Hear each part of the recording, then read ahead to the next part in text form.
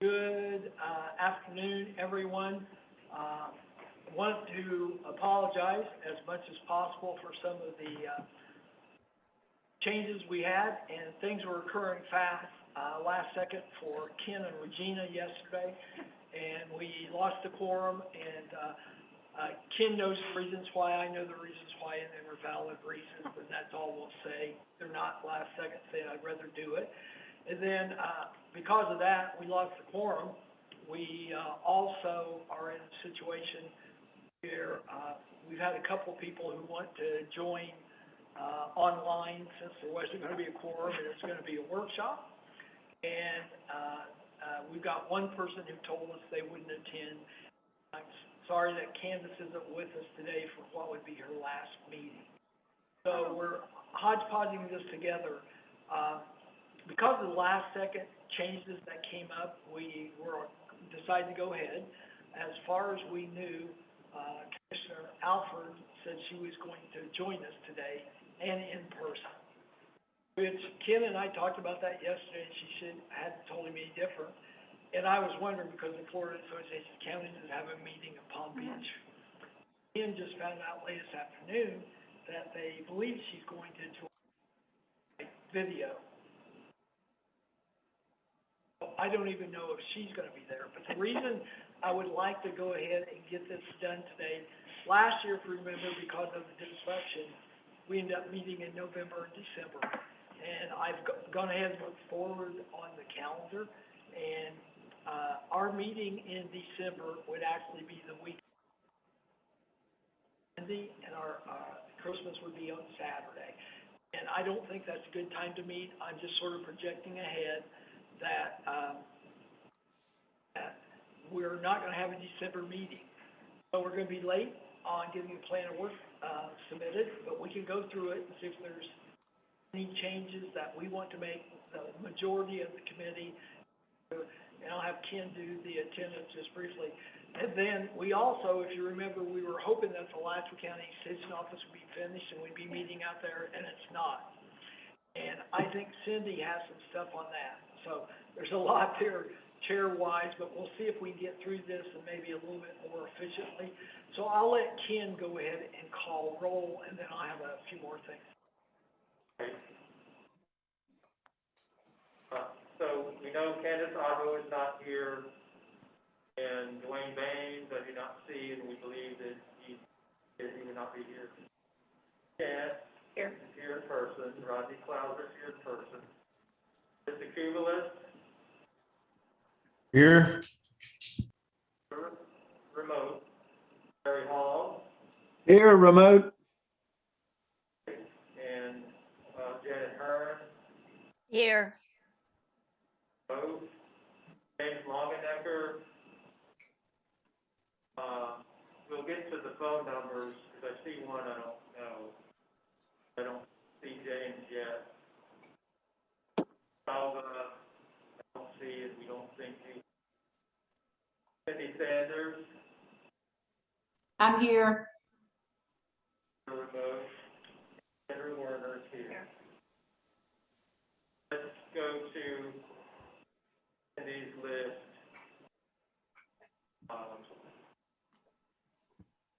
Phone number that I'm going to bring in. The 5248 number, could you identify yourself?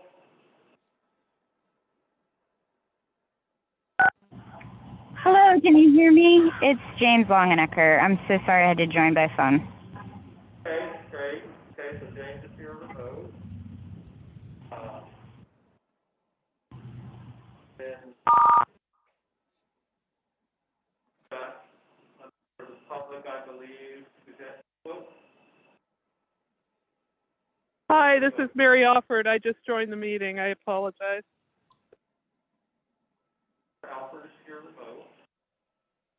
I think I'll rename the people so we can have more clarity.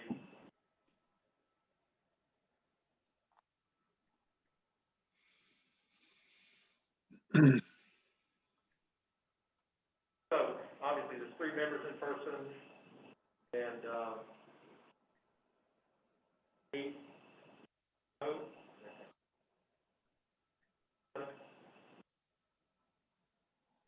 remote. I have Hearn, DeCubulis, Hall, Sanders, and James. That's 5. 5 remote and 3 in person. So we have eight folks here, and we knew that Mr.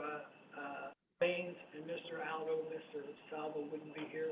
I think it's also important to go forward with this meeting because the holiday schedule will be coming up the next couple of months. But the good news is, from the chair's perspective, we have 8 of the 11 current members right here. And starting in October, I think that the board appointed 2 new members. So we'll be back to full strength in October for a board.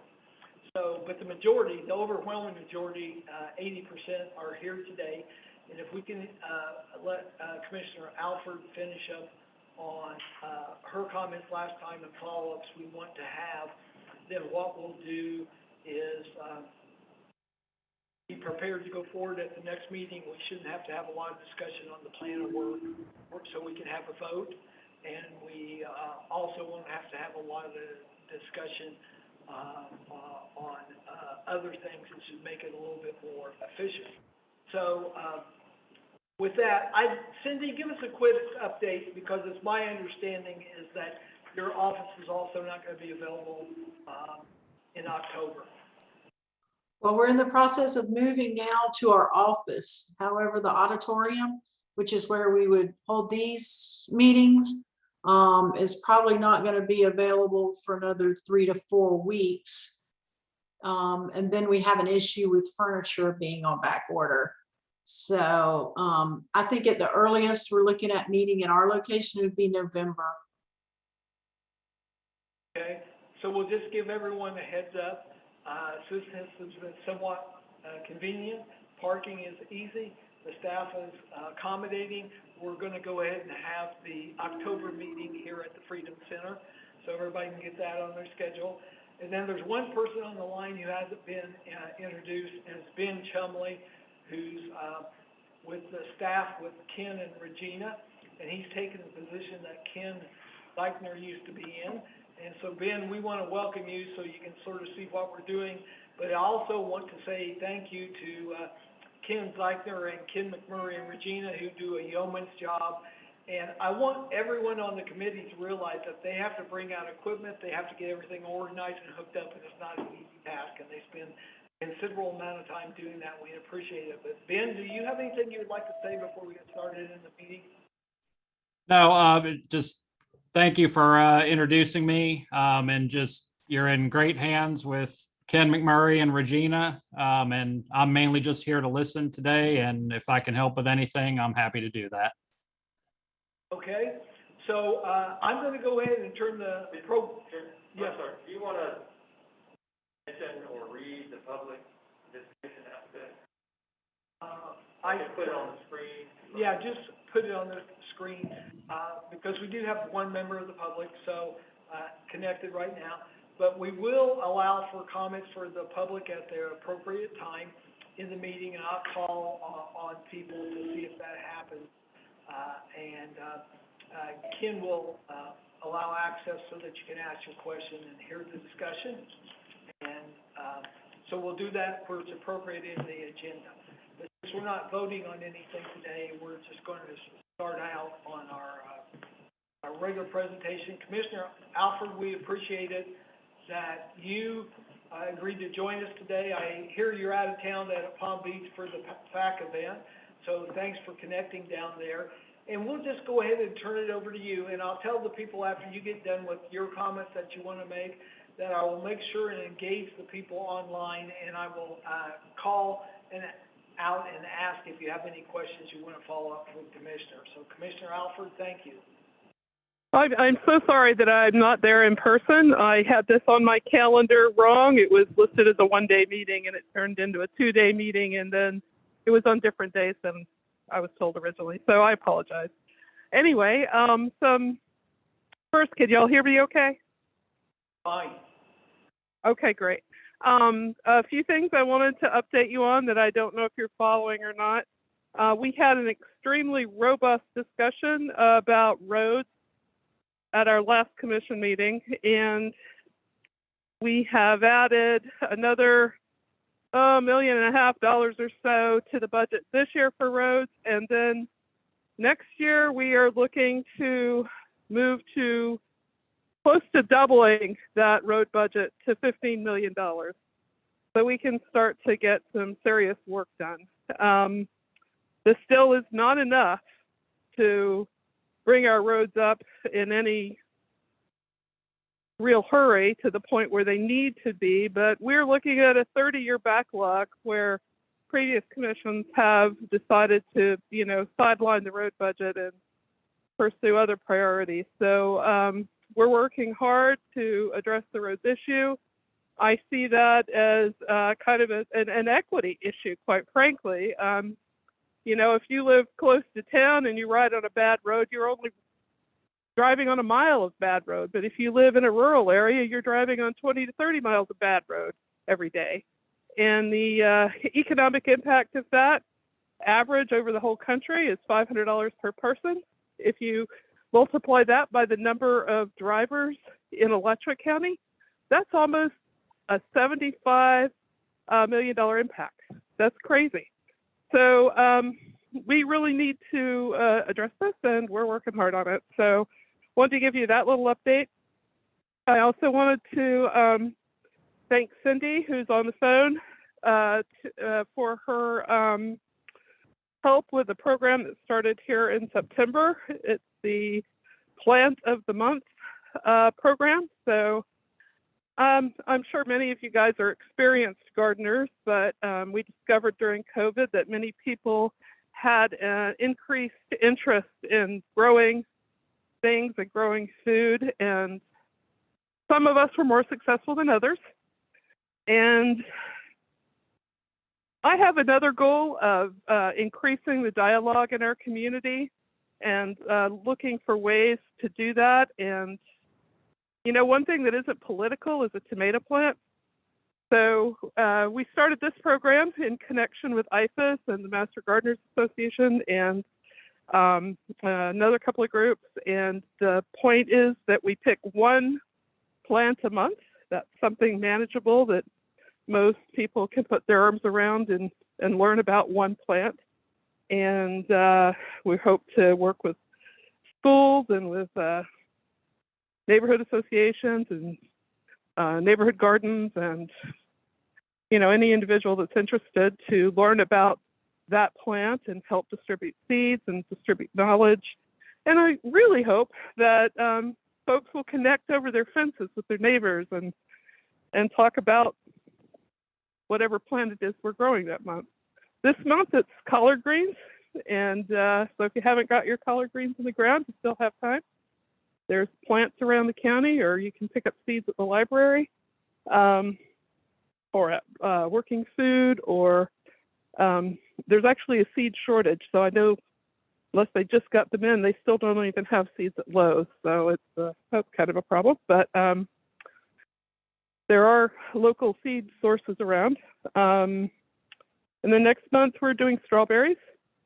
Our goal over time is to move away I don't want to say move away from, but add in some things like blueberry bushes or fruit trees so that we can expand into larger and different kinds of things. And then to supplement this not only with recipes on how to prepare these foods, but also to get into food preservation. I've been a canner for most of my life. I probably have 400 or 500 jars of fruits and vegetables I've put up this year. So I want to share that knowledge out into the community. And there's no point in focusing on local foods if we don't have a way to preserve and save those foods for, when we need them. So that's a little bit about that program. And I know I was going to follow up on something with you guys, but I don't have my notes with me. So if there's any questions I can answer, I'm happy to do that. Okay, I'm going to go ahead and I'm going to give you the first couple, if you can hear me okay, and this is Rod Klauser again. So one of the things you briefly touched on with us last week, besides trying to put more money, or last month, to put more money towards roads, was the distribution of the funds between road systems And if I remember correctly, you told us that there was gonna be a little less emphasis on number of trips. Could you address that distribution issue at all? Yeah, so I don't have the algorithm right now, but as I said, with the example of equity, we're trying to look at it from the point of view of not roads traveled, but the miles traveled per person, right? So if you are further out into the county, you spend more time on bad roads than somebody that's closer to town. And that is how we're trying to redefine the equity part of this. So they're working on that algorithm, and that's why you're not seeing the new ranking system out there yet, because they're still checking to see how well it's working. But as soon as we have that out there, you'll be able to see the new rankings where we are taking into account the miles traveled versus trips, I guess. And the goal actually also is, and it's not going to be real soon, but it will be soon enough, I'm hoping, you'll be able to get online and punch in your road and see not only where that road is ranked in the county for maintenance or repair, but also to understand why it was ranked that way. So we are actively working on those things. Okay. And the other thing I'll ask you before I open it up to everyone else, so I read in the press about the Plant of the Month program and things like that. I guess I've seen that happen a lot around Florida, and maybe Cindy could add into it too. But when you look at it a little bit from an equity type issue, it also depends on a couple of things like access to the materials you need besides the plants to do the canning and food preparation that you want to do, some of the other equipment like kitchen equipment and stuff like that. And that tends to be less available in some households than other households. So historically, and it's been successful, but it can be very expensive. But there are some counties that have sort of gone, and the last one who had it was really Duval County, a much larger county than Alachua County. They essentially had a commercial grade food kitchen and canning area and food prep area where, and they got quite a bit of use out of it. And I just wonder, long term to really make that explode, the access and is important, and I'll give you an example. So most people can come up with the jars. I'll give you a low-cost one. But this year it's been harder than heck to find the lids, and they don't want to sell. Yeah, I'm so aware of that.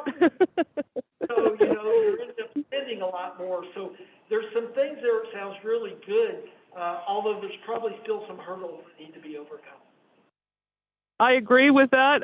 This has been a really tough year for all things related to food preservation and seeds and gardens. It's a challenge, and I've learned some skills that I didn't know I could do, which is things that the Cindy would have to close her ears, but I've learned to inspect my lids so that I can use them a second time. Otherwise, I wouldn't be able to, I would have had food going to waste. And it's working, but I mean, those are the kind of things I can't say out loud for liability reasons for the community. But it's been a tough year for that. I am hoping that, when we work on things like meat processing facilities, that we have meat processing and canning facilities, because one of the ways that I preserve meat actually is to can it. So I'm hoping that can be, I'm actually working towards that being part of the planning process. I'm also looking into having some of that heavy-duty kitchen equipment available for checkout at the library, because we do have libraries all over the county, and I think that might be a way to put, pressure canners that have been inspected and have good gaskets and things available to folks. Maybe you have to take a class first before you use it or something, but I think that that's one of the ways that we can make that equipment more available. I can't solve the lid problem. I wish I could. Okay, so I'm just gonna go around the horn here, and I will mix it up between people online as well as people here in person to see if they have any questions. And I'm just gonna go on the order that they appear on my screen. So, James, do you have any questions you'd like to follow up with Commissioner Alford on? Speaking to the food processing, is the county collaborating with the city in any way about the old Save-A-Lot store that's being negotiated as like a private but also public input grocery store and food preservation space? Yeah, the city is taking the lead on that, but I was actually in a meeting last week where we met together to discuss that, and I guess the city manager is the one that has arranged some preliminary, I don't know that they're at the contract point yet, but more of a memorandum of understanding point with a grocery store. And it's one that I don't know much about, and right now I couldn't even tell you the name of it, but I know that it's being actively worked on by the city. The county, I believe, is mostly helping in a financial way, as usual. I shouldn't say that, sorry. Are any other initiatives on the radar for that outside of Gainesville? Or, I mean, it's on the east side of Gainesville, so it's relevant still, but as far as food access goes, but is there anything else happening? I know that there was an initiative in Hawthorne at one point, but it seems like most of, I don't know if there's anything active. Yeah, there's a couple of things going on. There's, well, within the city of Gainesville, and I believe the county is looking at it also, there's some initiatives to open up the reestablishment of food stores where they used to be. 100 years ago, there was a food store here, and then somebody might go try to put a food store there again, and zoning will say, no, that's now zoned something different. And, food stores developed in certain places because they were convenient and they were in where people needed them to be. And a lot of those places haven't changed that much. So they're looking more quickly at the city than at the county, I believe. I don't know how far the county's gotten with it at all, quite frankly, but the city is looking to be able to reestablish those traditional food locations. I don't know if that would solve any problems in the county, but it's one thing. The other thing that they're working on is some help for folks that are looking at doing mobile farmers markets. So you might load a truck up with fresh vegetables and be like a food truck, but you're selling fresh produce instead, and be able to go around and sell that wherever is needed. Now that would involve working with some of the smaller cities to get their cooperation if we were going to do something like that in the county, but I have I'm pretty optimistic that that's something that we could easily work out. But it doesn't solve all the problems, but it helps. So Thanks so much. Hey, Janet, Bird, do you have any questions you would like to ask from the commissioner? I don't have any questions, but I did want to say thank you so much for the focus on our roads. It's long overdue. I appreciate it. Hey, Jean, I ran on it. do you have any questions?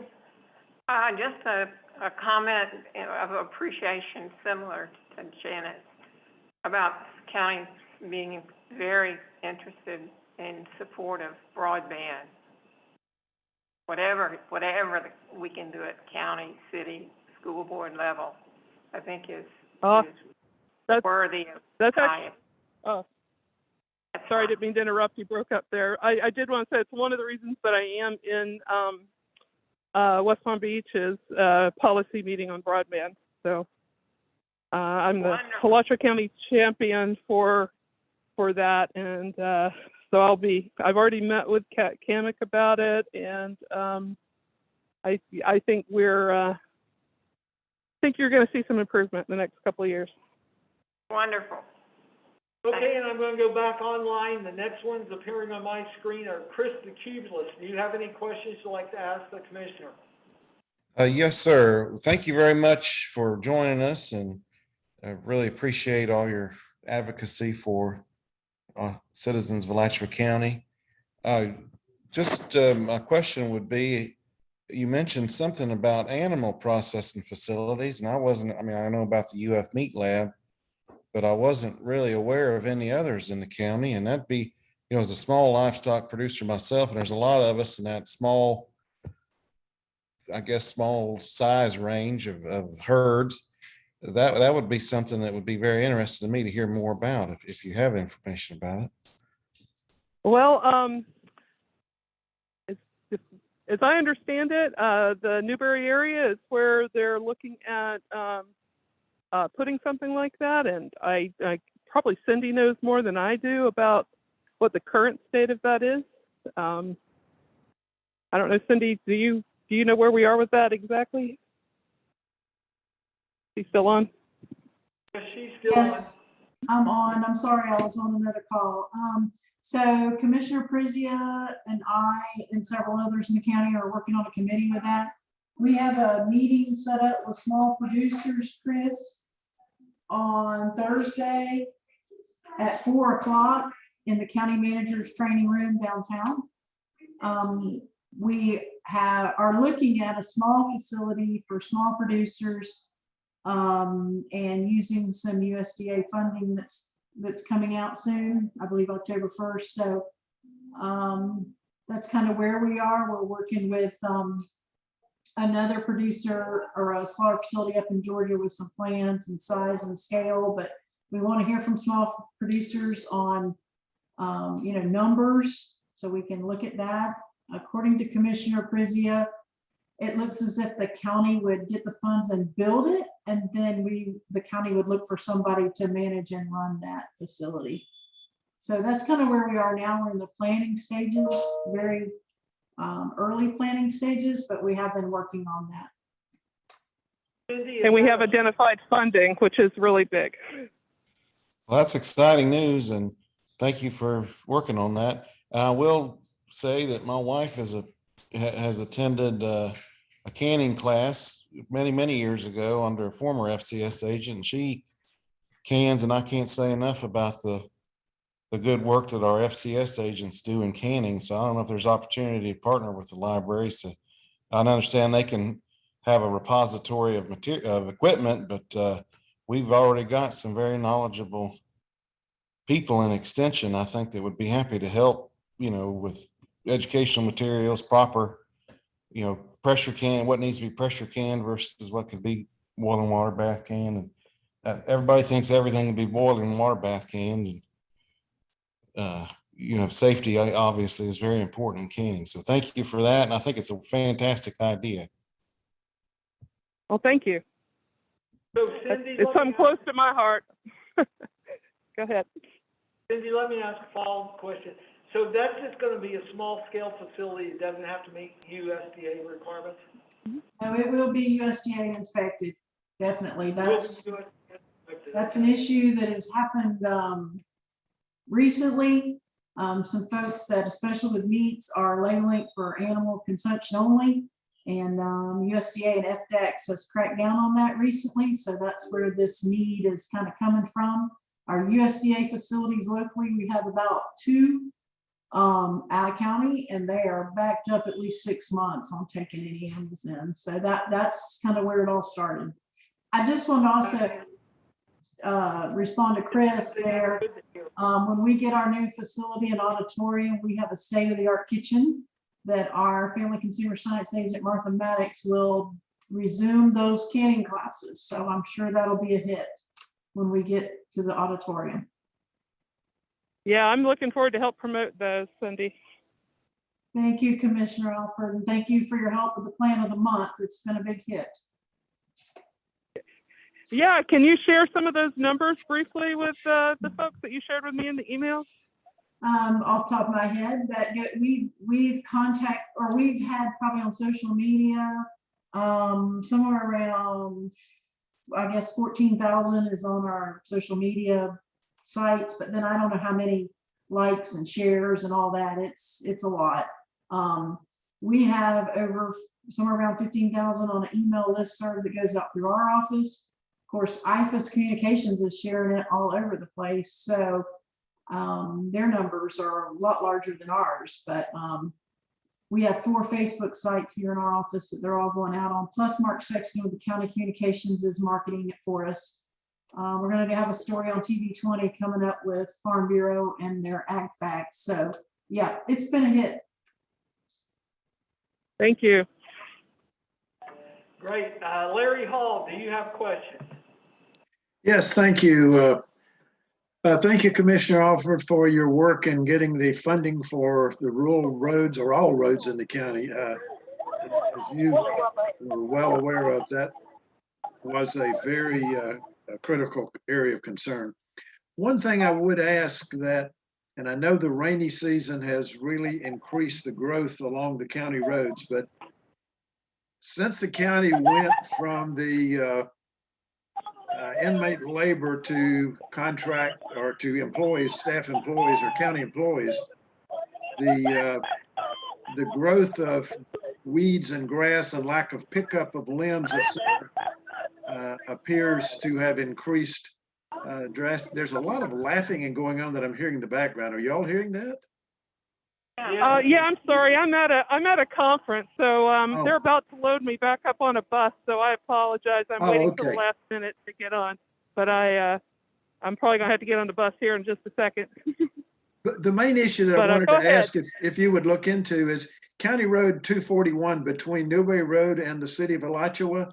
There's an overpass over the interstate there. I've communicated in the past with some of the county staff, and they point their finger to an independent contractor under FDOT that maintains that. Apparently, it gets partially mowed, but it's so steep the tractors can't mow it. It's a real eyesight and a real mess. And also I noticed now there's a water issue just to the north of the overpass where the counties had to put in pumps this week to keep the water from flooding the road. That's an area that really needs some looking at. I'd appreciate if you'd send me an email with that information so that I can follow up with Public Works about that.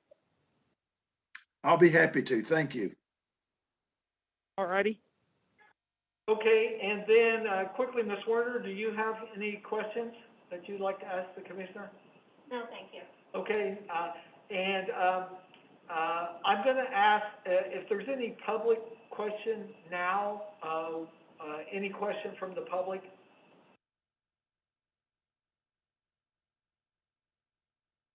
I've actually just now saw and brought in Callahan. This is our new One of the new members. one of them. So we'll get back to that. We want to try to get Commissioner Alford. I don't hear anything from the public. Well, Commissioner Alford, I thank you for the time again. And you are down at the policy conference, so that's appropriate. But I think you've hit on 2 or 3 of the important ones. Roads is one, broadband's the other. I think we might like to learn more about partnerships on broadband that are coming about, whether it be schools or whatever else there on that. The other thing I'd just like to say that I sort of get a lot of feedback on, not only Alachua County, but a lot of the counties I work in, is the budget. And there's a huge misunderstanding of the budget. And I got my proposed tax rates and proposed tax bills for next month, and it comes out like it's from Alachua County. This got schools and water management districts and trash fees and all that stuff like that. I know there's been some counties that's done a work on trying to. We have a few things for you guys to take home with you. Hey, I'm sorry, I gotta go right now because people are gonna be yelling. So I'm gonna follow up. Okay. Okay, I'll get back with you on that one. Thank you. Okay, I apologize. All right, y'all have a good evening. Bye-bye. Okay, bye. Okay, we thank her for being here, and it's a challenge. And this meeting she's at is the one where the Florida Association of Counties, will come up with their 6 or 7 largest policy concerns for counties in the state of Florida. And so there's rural counties and the urban counties there as well. And they pretty well try to be broad and encompassing, so yeah, I can understand it's critical for her to be at that meeting. So, we appreciate her joining us for a little bit today. In terms of the, next item I would like to go to, I'm gonna turn it over to Ken. Because we can't vote on anything today since this is a workshop. But I think if we could get a broad view of what that plan of work looks like, and if we got any suggestions we want to add, we do it today. The discussion in October should be really short. And we're lucky that Jordan has joined us online because she'll officially join this committee next month, and so she'll have a background in it as well. So essentially, we'll basically have all except 2 people informed before we stand on that. So Ken, I'm going to turn it over to you. Okay, I will share the draft. And so, follow up on the June meeting. The committee made a motion in June to adopt 3 headings as organizing structure for their work plan this fiscal year, and for the members to send suggestions to staff. So those been incorporated into this draft. And there's a document that I have here that I guess I could share, but I'll do that maybe just so comments. We received several comments from last meeting. This was the motion that the committee made. So we got comments from members that have been incorporated pretty much as they were emailed. And that, so part of it will be to edit comments as the committee wants to mention topics. So we got comments from Mr. Douglas, Ed Hearn, Cindy Sanders, Senator Werner, Chair Clauser, gave some extensive questions, and then also James Longenecker gave some comments as well. So those incorporated into the draft work that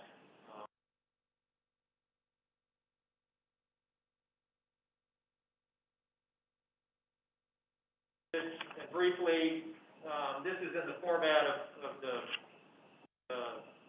previous work plans. Brief history of the committee is up here, the mission statement. So that's important to keep in mind as I think to guide this whole the work of the committee is, or these responsibilities, establishing resolution. Everybody has been sent this, or you're here, you have it in your hard copy, so mission statement of the committee, and anybody wants to go into that. So the major accomplishments, again, this is based on our typical format. So last year, the committee established a work plan. There it is. These things can be incorporated or modified into this year's work. We held 8 meetings and workshops through now. Anything should happen next week, staff can add that. But a list of presentations and provided input on these topics throughout the last fiscal year. Discussed and took action on these committee items, type items here, and made a recommendation to the county commission in April on the club. So then we get into goals and objectives. That's our work today, is to edit this portion, and I'll zoom out a second just so you can. So it's these 3 pages. This draft plan, sort of the working last page is, and copied the items from the current approved work plan that aren't incorporated in members' comments that can still be plugged into these three areas that the committee wants or modified or eliminated. You know, that's sort of raw material from last year used on. So we'll zoom in.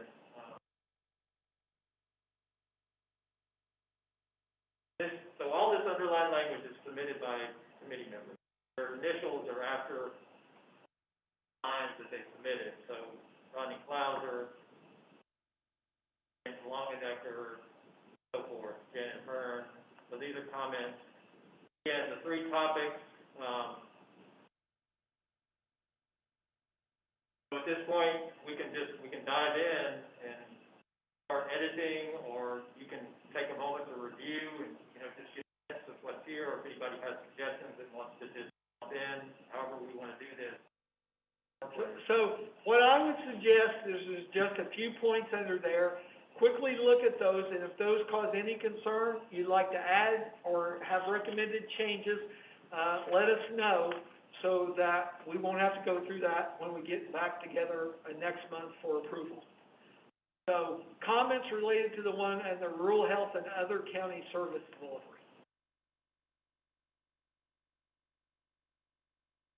I wonder if we should ask to include something about solid waste program collection, because we've changed now in my area. There's a new ownership for a new name, but I think there, at least where I am, which is 241 going to the west from Millhopper Road, and there's two different companies, although WCA is now sort of incorporated. Do you know, Ken? Companies that are being used by the county? Yeah. I do not know. And I don't know if you.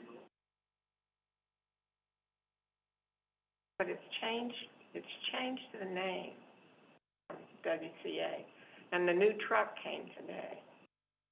It is a monster in our poor road that we maintain a mile of 58 off of 241. It's pretty rugged condition when a truck that size is going to go through. Right. So, and there have been, if you may remember, we said about that particular issue. Gus Olmos has been here, who's the director of Right. solid waste, and the committee, wants to look at that this year. And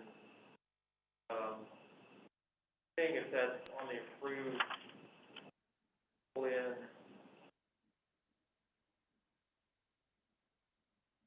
Well, I wondered if it would come under Roman numeral number 1, Sure. rural health and other county service delivery. Mm-hmm. We can.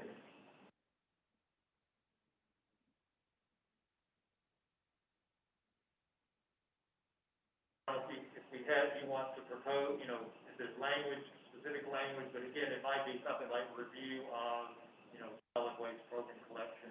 Providers, I think.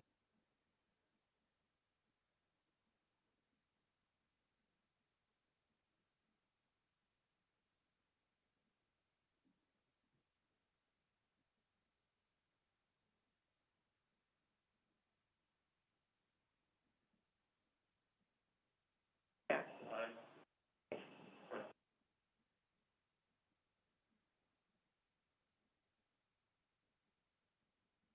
Larry Hall's hand is up. Larry? Yes, thank you.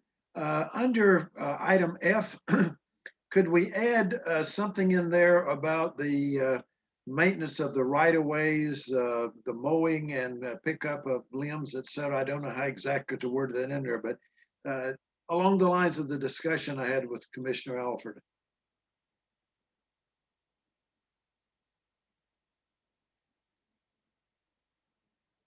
Okay, we've incorporated that.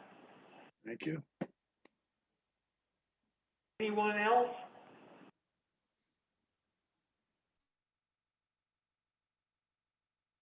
Okay, let's move to the next one, rural economic development. Take a second, look at that.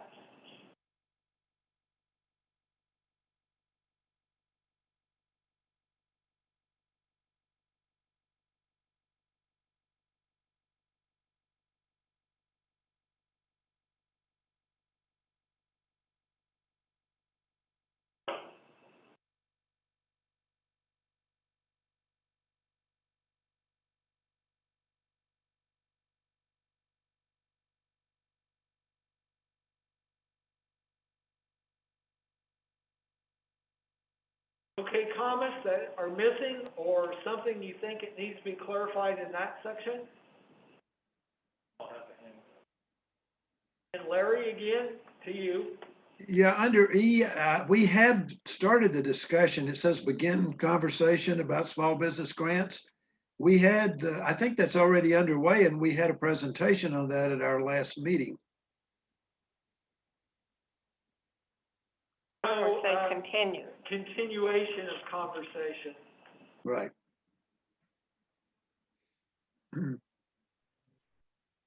Hi there, James.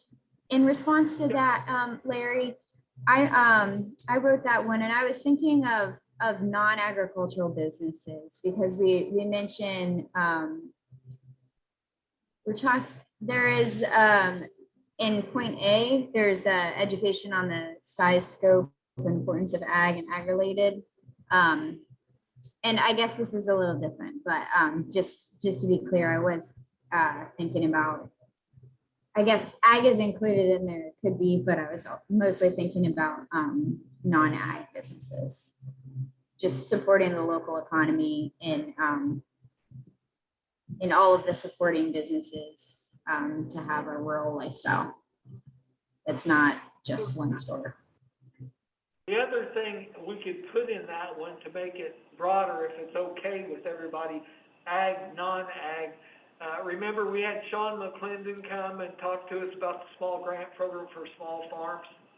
And it was only going to be, I think, about $1,000 or something like that. It was relatively small. But I think we should follow up and see, did they get applications? How was the money allocated? What did they find out about it once they've got that going? So I don't know how we jog our memory so we can do that, but I think it sort of falls in this area. I mean, you want to mention that in here, including, I can't think of the name of the, all snack grants, all.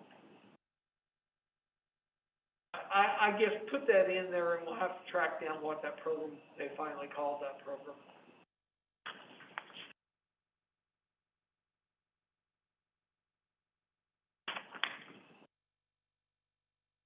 Alachua County.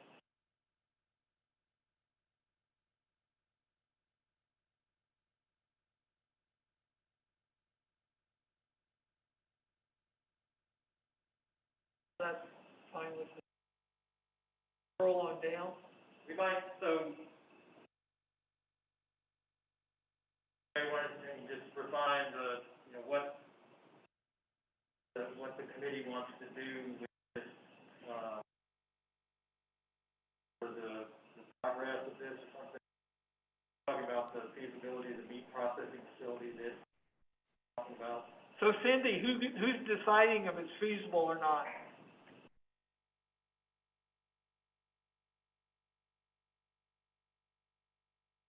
Sounded like it was the county, and that the county would agree, or maybe Newbury would buy the building.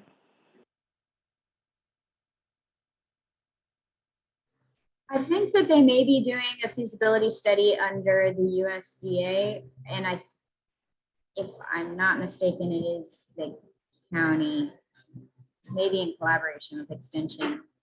I wonder if we could make this a slightly broader point by by including all food processing, like value added or food processing facilities. Just because I know that as we're talking about the canning area, I think that the city has been talking about a flash freeze facility for local fruits and vegetables. So I wonder if, in addition to meat processing, we could also include just post-harvest infrastructure.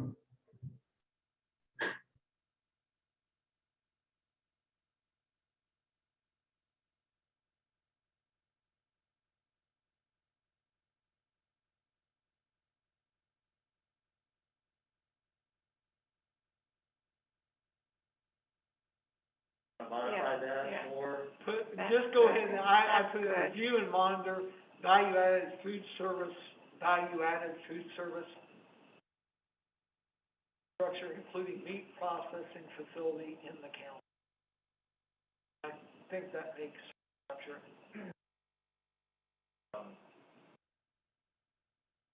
so the food system right above that,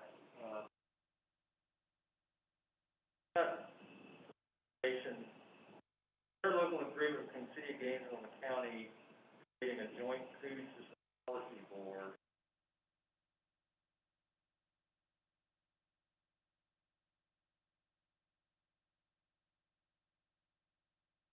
Sounds like that's cool.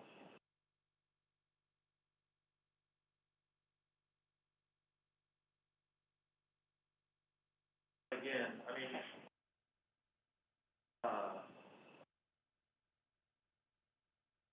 something that the committee wants to review and monitor or something of that nature or bring.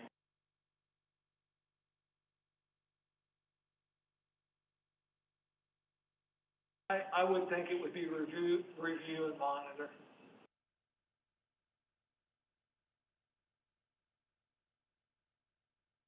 Merge C and D.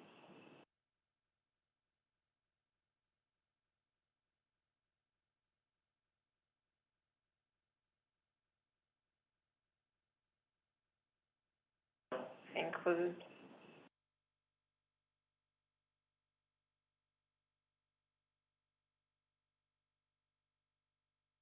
Or just say and monitor.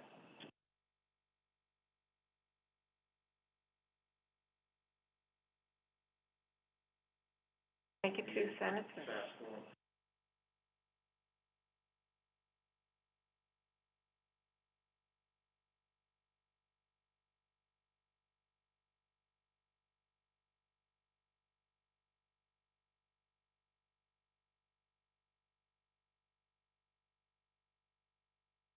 That would provide the opening for us to have a program about that.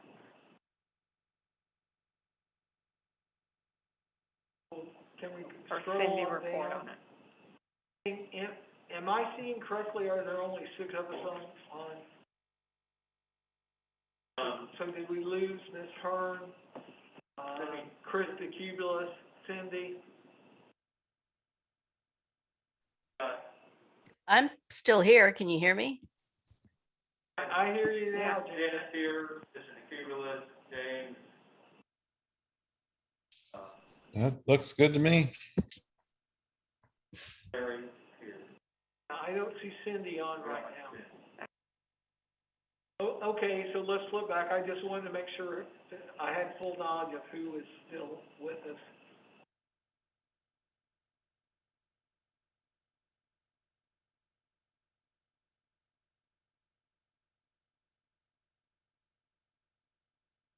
The third category of real policy concerns.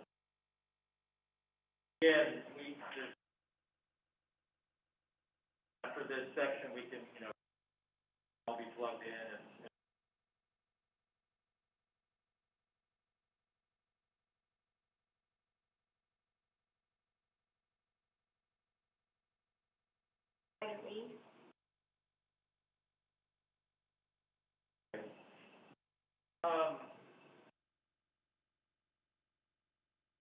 Happening right across the street from me. What is it? They bought the property with the intent of building a wedding venue, and that's what they're doing. There's nothing agricultural going on. So it is in violation of the state statutes for agritourism. Does not meet the qualifications whatsoever. The property appraiser's office is not going to listen to any of it. They're over there building away. They're putting up buildings, which it says right in the agricultural statutes that no new buildings will be built. And they've Like done that. the Springs could itself be okay. And there's nothing agricultural going on there. It also requires that, at the end of the year, when they do their tax returns, that, the, agricultural part of it has to be primary.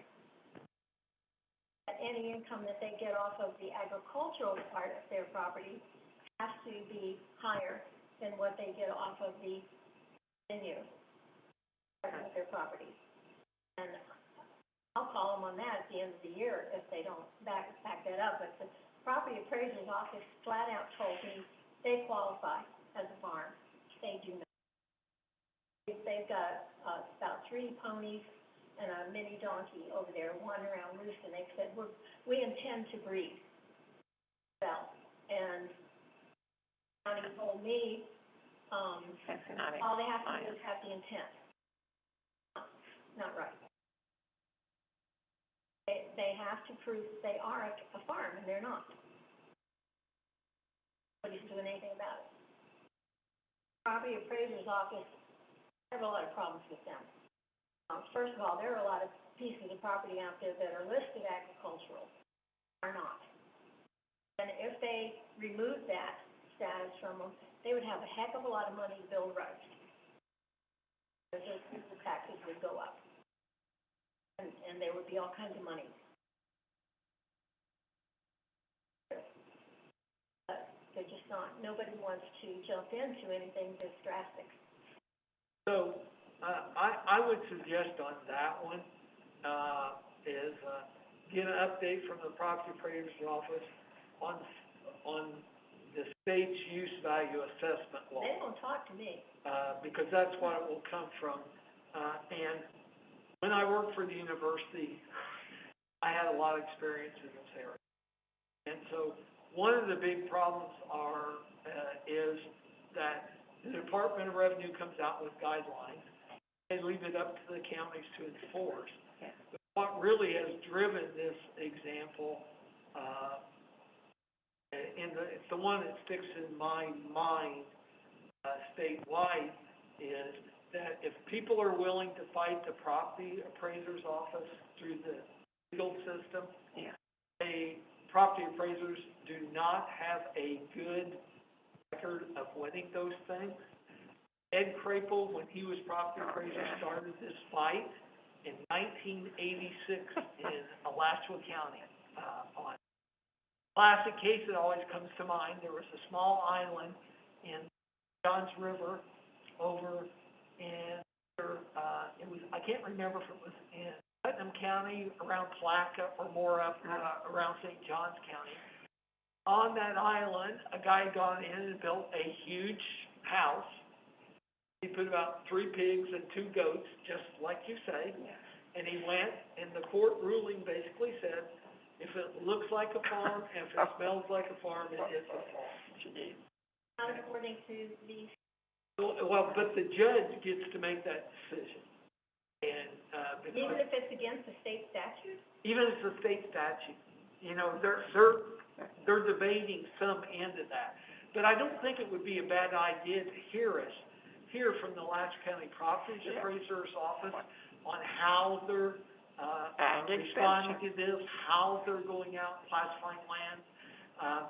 I hate bringing up people's things, but Alachua County took a very aggressive approach about 10 years ago. They had a person in the office who dealt with agricultural assessment.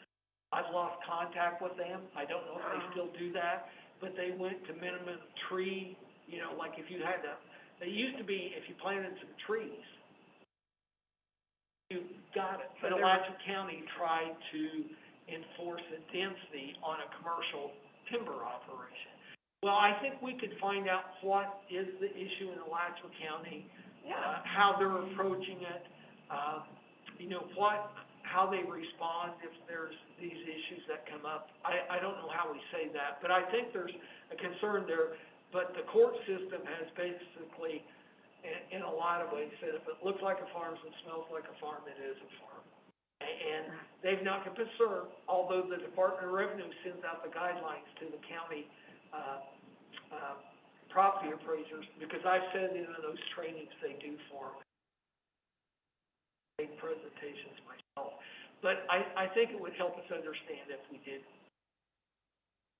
But it's this Florida State Value Assessment Law. It's I think it's 193-461. It's a statute citation on it. A lot of people call it Florida's Greenbelt Law. Right. It's not really a green belt, but it's a state's use value assessment law. Florida has a long history. They were the second state in the country. I know what I'm saying. Anyway. I'm missing some of what you're saying. Oh, I'm sorry. I said Florida was the second state in the country to adopt a use value assessment law. And so there's a long history of it. There's been a lot of work done at the state level, and Alachua County was the leader of it. A couple of members have hands. Yes, so we'll go with Janet Hearn first. I didn't think I had my hand up. So, So we'll go to Krista Cubulus. Yeah, I guess I have a difference of opinion. I don't think we need to be, this body needs to be in a position of trying to police our fellow citizens on whether or not they have a farm or not. That's between them and I don't want to get into that business with this group. I think that's a bad idea. If it's a rural property, it's preserving green space, they're paying taxes on it. You don't need to build, you know, even if it's just woods or whatever, or a residence and some property, it's costing the county a lot less for that acreage than it would be something else. I just think it's a bad idea and a bad precedent for this body. That's just my opinion. So let me go to Larry Hall and get his comment. Larry? Okay, thank you. Yes. The property appraiser is an elected office, and they have their own set of rules and regulations.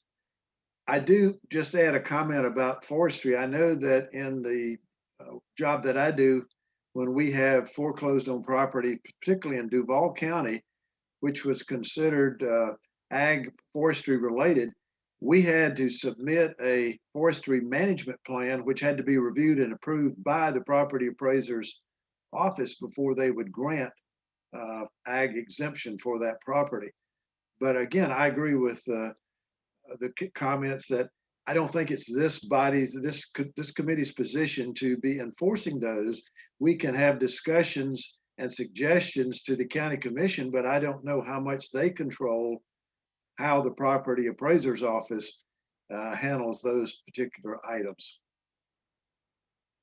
Yeah, and I can address that. They don't. If they're an elected constitutional officer at the county level, I just wonder, I don't think it would be a bad idea. What I think I'm hearing is maybe if we request an update from the property appraiser's office on Florida State Use Value Assessment Law and applications and issues in Alachua County or something like that.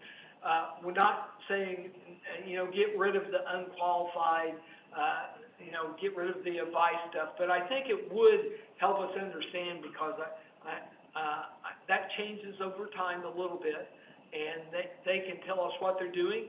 It'll help us find out if they still have an ag person in the office. I'm assuming they do, but I don't know. I think it would be a good idea to approach it that way. Larry?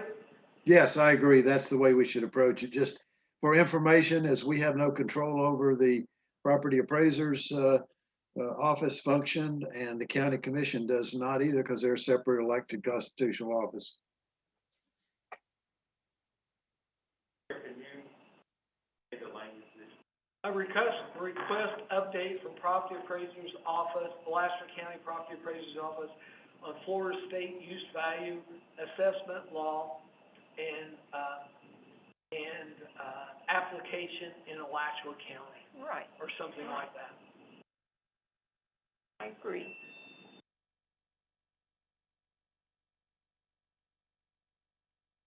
Delete.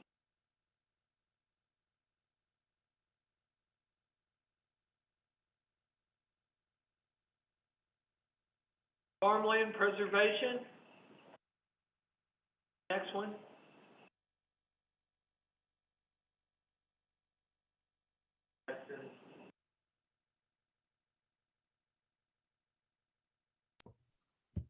I'm not sure I understand.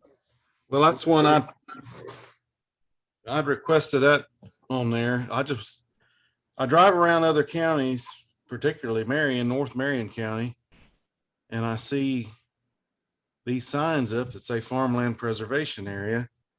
And I guess it's kind of designated, it's always going to remain agricultural. And with all the development going on in the county, I was born and raised in Pasco County. I don't know if you know where that's at. It's a little north of Tampa. And it used to be a nice place. Yeah. Very familiar.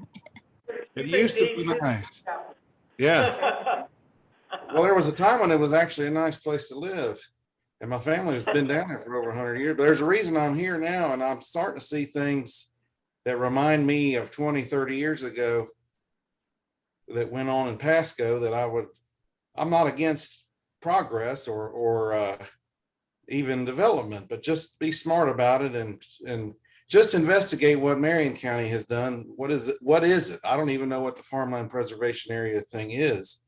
I'd just be curious what it is, and is there any room for some such sort of thing? I know in Gilchrist they have springs preservation areas that I see that it's like a recharge area, and I see signs for that. Just what are those programs? And this is a special place. It really is. It's a unique place. It's a special place. And, I'd just be curious what it is. I would just change it to say investigate farmland preservation programs / areas in Alachua and surrounding counties.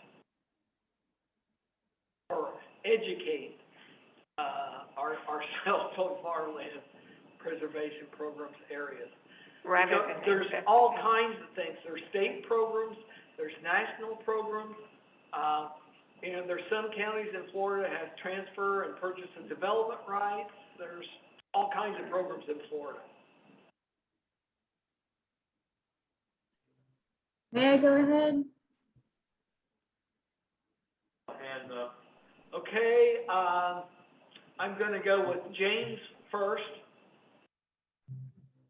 So we have on our agenda our list of potential presentations, the Alachua Conservation Trust, and I don't have the list in front of me, but yeah, like you were saying, Dr. Clouder, like they do a number of different types of conservation easements for farmland preservation. I know that they're working with the America Farmland Trust, No Farm, No Food, No Farms, No Food bumper sticker that you see around. Because we already have that on our potential presentations, maybe we can kind of have a day of that. Just it nests under there real good is what I'm saying. Yeah, hold on for just a second, Ken. I'm not sure, talking about the list of topics.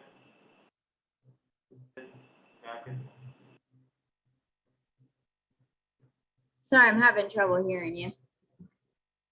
Yeah, Ken was wondering, are you referring to the list of topics we identified we'd like to have presentations on back in December? I am, yes. Yes, sir. Just that those those two presentations particularly nest well under the point F. And the people who do those presentations probably know what the other programs and areas are for the surrounding counties. And I think, Florida has a lot of programs that are national as well. Former Ag Commissioner Putman is now head of Ducks Unlimited, and they bought a lot of the development rights for some land in Central Florida. So there's a lot there. Larry Hall, let me get to your comments. Oh, I already made them. Thank you. Okay, you still have your hand up, so if you'll remove that, that would help. This is the list. It's identified, presentation on farmland.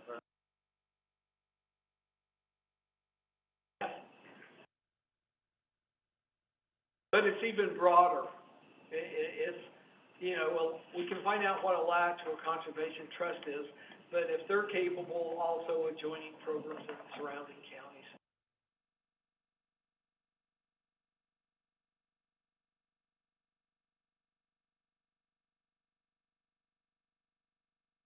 So Ben is telling me that the growth management looked into this for the board last year about farmland presentation areas within areas.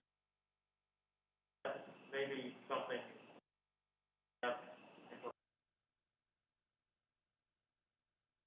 Good. Okay. James, you want to add anything on point G you have there?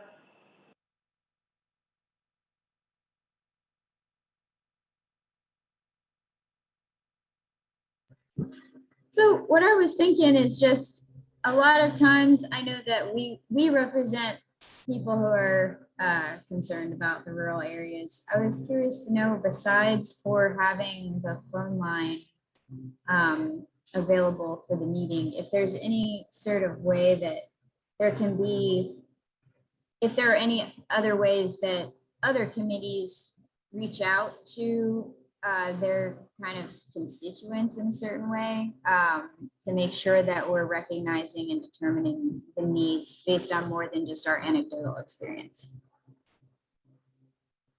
So I'm going to go back, and I wish Cindy was on. So this committee encouraged IFAS to talk about the economic importance of agriculture in Alachua County. And, maybe needs assessment. That was years ago. I think we should consider doing that again. The committee per se has no budget to do that stuff, but, we have the ability to talk about it, say this would be really important. We haven't seen it closely. James, you probably are aware, our old department, Food and Resource Economics, does the economics importance of agriculture and natural resources and related industries, county by county in the state of Florida. So there's some information there, but we might talk to Cindy about how to get that out in a better format or stuff like that. So I think it's a valid question that we could consider.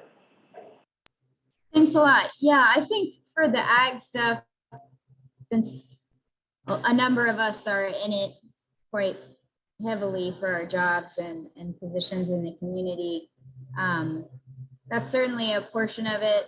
I think a lot too of the other people who live in the country but maybe aren't involved in ag, and trying, especially for infrastructure topics, trying to understand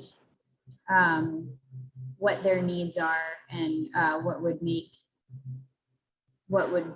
just meet their needs or advocate for them.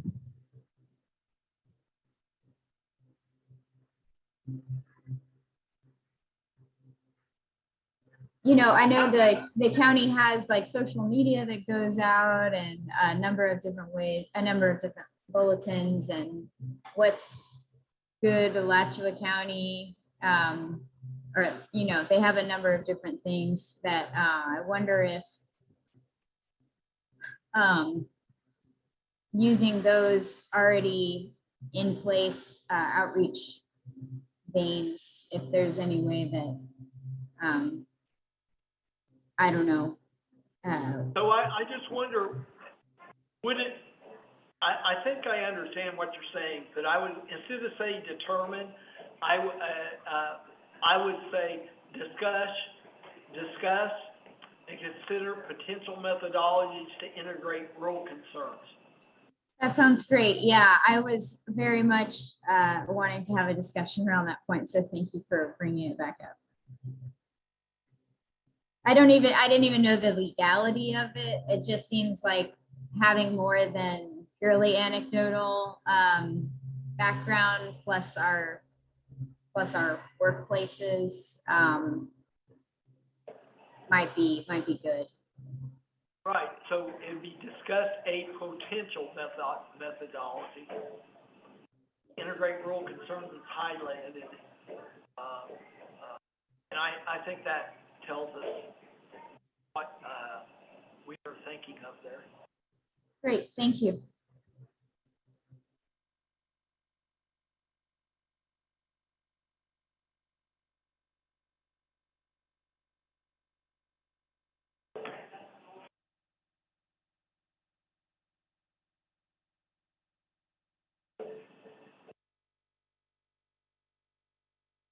Okay, and then, is that the end of that, Ken? That's the end of the three, and then there's the other components.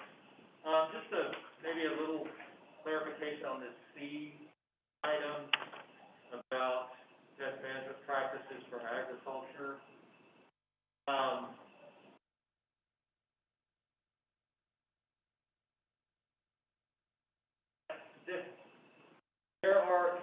There's certain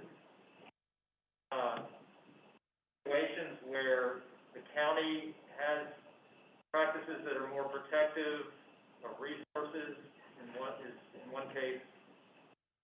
In other cases where the state may be more protective, so I think there's a little more nuance to this. I want to refine some of this language.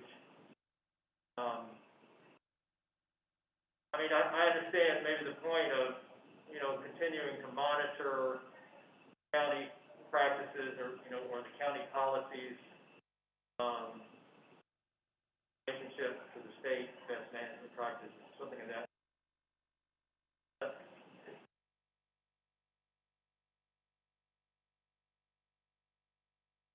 I think there are instances where state guidelines are more,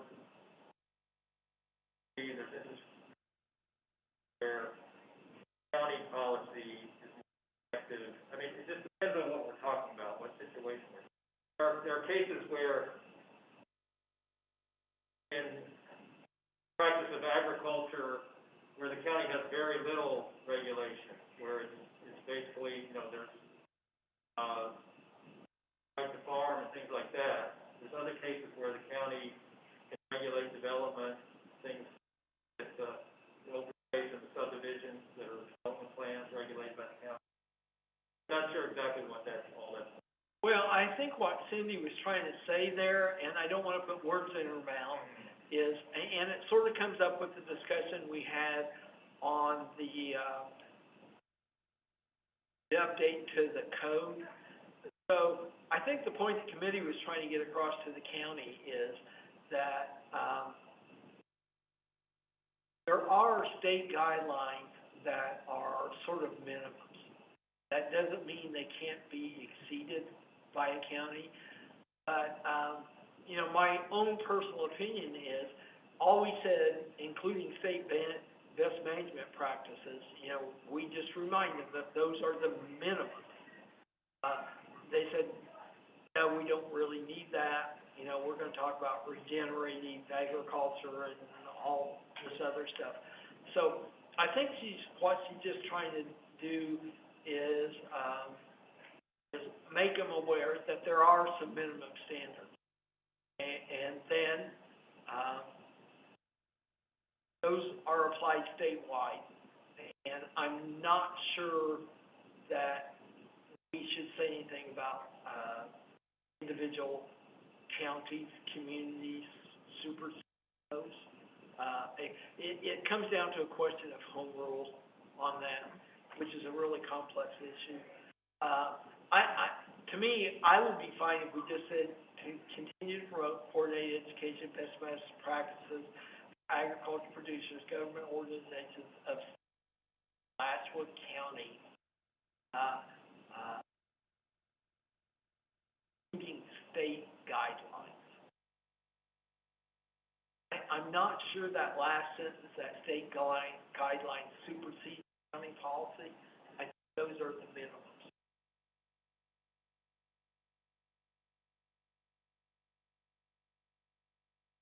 Anybody else have any input on that?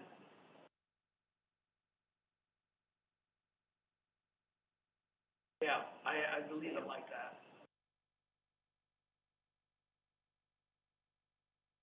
Okay, go on down. Okay, those are the things that were on there previously. Those are things that may come up again. We've got more there than we can do. We've got a plan of work there, portions of it for 3 or 4 years.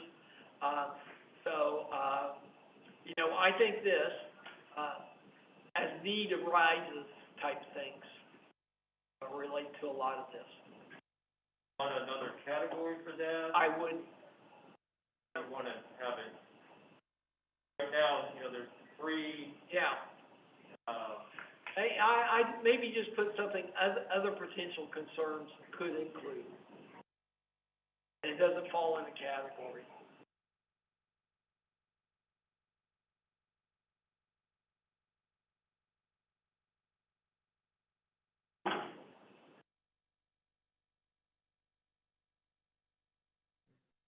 A number of these are included in the major topics up above. Would we want to delete those? I would delete the could include. I would just say include.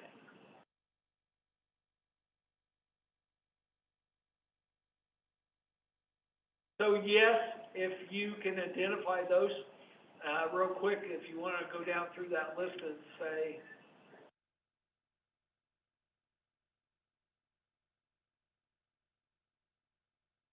These in this list are not specifically in what we've reviewed, or they weren't modified by anyone.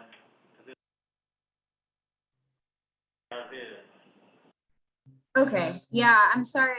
I've tried to scroll through this document a number of times, but realizing that the screen is shared, so I can't look back. But yeah, as long as it's not redundant, that's completely fine. There were suggestions by several members, 2 members, on putting these under the 3, but there wasn't a consensus in how that would be done. So that could still be done. Put them under one of the 3 categories.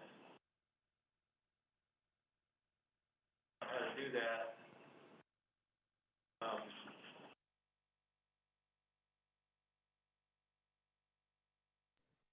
I'm not sure it's completely worth our time to try and get them into, get a consensus around which category they belong to, as long as we try and address as much that makes sense together.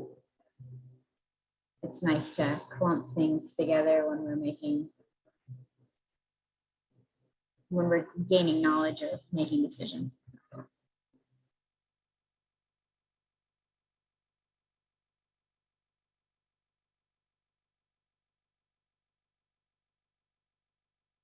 okay, anybody want to add anything else?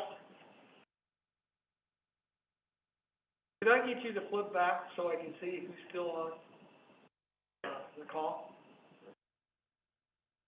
Okay, if I don't hear any objection, what we'll do is just go with this as the document that we will vote on at our October meeting if we have full majority. I will ask, though, If there's anyone from the public who would like to ask a question or make a comment, now would be appropriate time.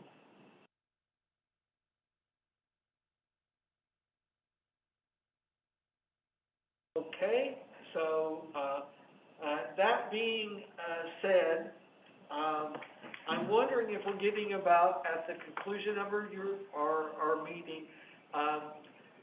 We had a couple of things that were, if time permits. One of them was a request from, through Cindy Sanders, from, one of the, commissioners in the city of Newbury about a letter of support, naming an agriculture, the Alachua County Fair and Equestrian Center in honor of former Commissioner Lee Pinkerton. I'm going, and I pulled that from the agenda because that would require a vote, and we're not going to be able to vote today. I also asked Ken McMurray to do a quick look for me, if he could, and make sure we knew there weren't any stipulations by the county on the naming of facilities. For a living person. So he's done that, so they can be named after living people. I did that because I was on the third committee that reviewed a location for the fairgrounds. And we met for a year. We reviewed over 300 sites. There's a lot of people that put a lot of time. I will tell you that Commissioner Pinkerton was heavily involved and was wanting to get that location. But since we can't vote on it, there's no need of really doing anything today because we can't send a letter of support on the behalf of the committee because we were going to have to move to this type of workshop. And we needed to make sure the county didn't have any rules we were unaware of. So we can bring that back up, and I would suggest that would be an agenda item on the next meeting.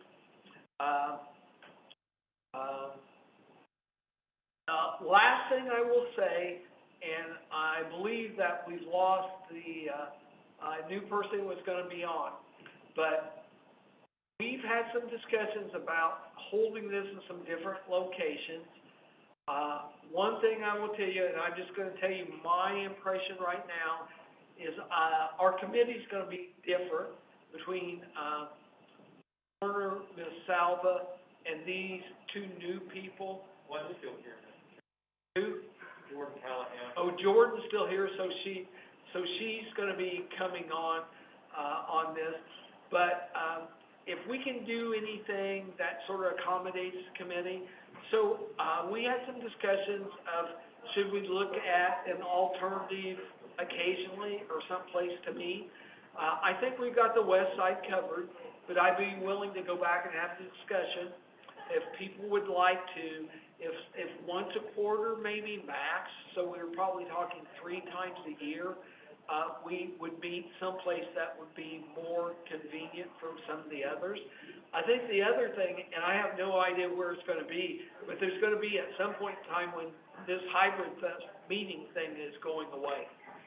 And so we're going to have to get back into that mode where we think we're going to meet in person. I think the Alachua County Extension Office has been firmly identified, and that's our major one.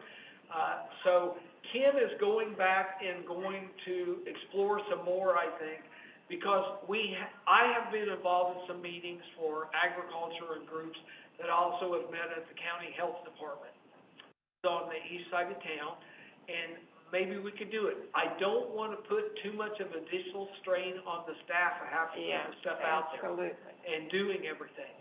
So because I think of COVID and stuff like that, they weren't scheduling evening meetings. We sort of concluded after Regina may have an update there. Regina, you got an update on that? Yeah, the health department, I called them today. They say you can have meetings there as long as you're done by 5. They don't have any staff. Okay. So the health department's gonna be out, they're limiting meetings concluding at 5. So, but anyway, we can have that discussion again, because by my count, I think we'll have 5 of the 12 members who will have come on. We sort of had a more robust discussion about that. Yeah, Mr. Chair, I would say if any of the members have suggestions, they could email us for us, to bring back information on, say it now if they want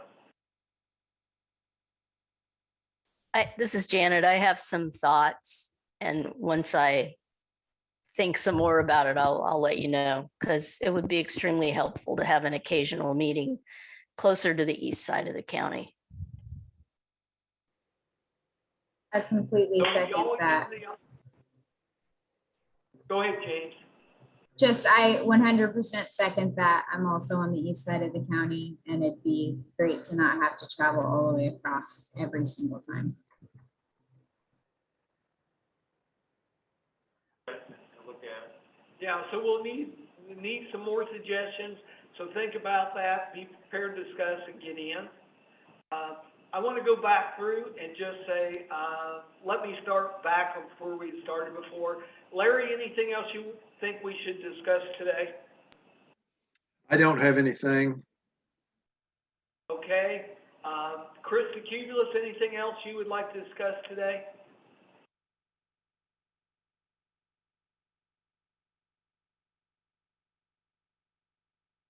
I'm hearing anything from Chris, so he must be truly on the horse in the woods. Janet, anything else you want to discuss today? No, sir. Thank you. Okay, Ms. Werner, anything else you'd like to discuss? No, thanks. Chance? No, thanks. I have nothing else. So, since we have no votes or anything, I would like to just say, Jordan, we look forward to your participation next month.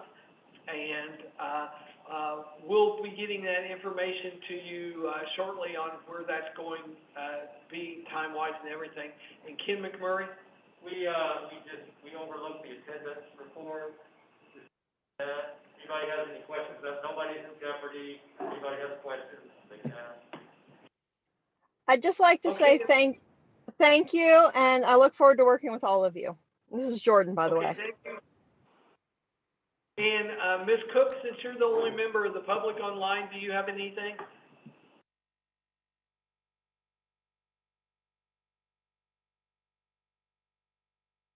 Okay, not hearing anything, I'm going to call this workshop adjourned. Thank you, Mr. Chair. Suzanne is with the newspaper.